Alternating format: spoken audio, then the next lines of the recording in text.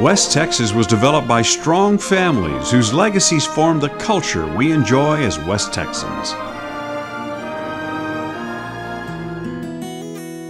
Ferdinand Noelke was a true West Texas ranching pioneer.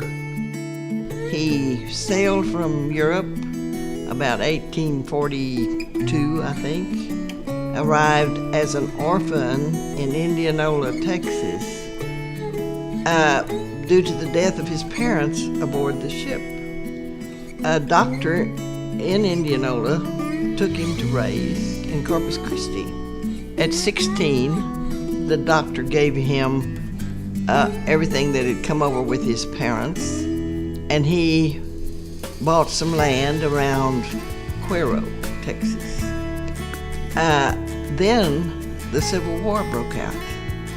He was recruited by Terry's Texas Rangers, joined the Confederacy.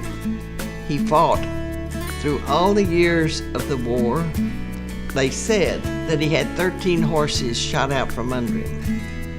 He ended the war by refusing to surrender to Grant. And because he refused to surrender, he never received a pension. After the war, life returned to normal for Ferdinand Noelke.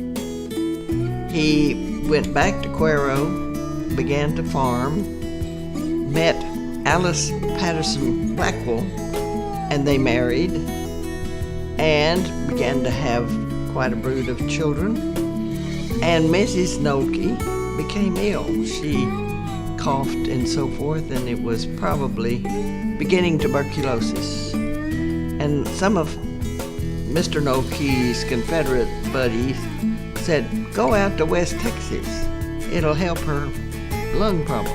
So he came out here, mostly to Erie County and Crockett County, I think. And he was pleased by what he saw and kept coming back and bought land, homesteaded land, and finally brought Mrs. Noelke and the 5 children they had. Mr. Noelke decided, well, he might just buy enough land to make ranches for each of his children. He ended up with 5 boys and 2 girls. And he bought enough land in different places in West Texas so that they would have a start.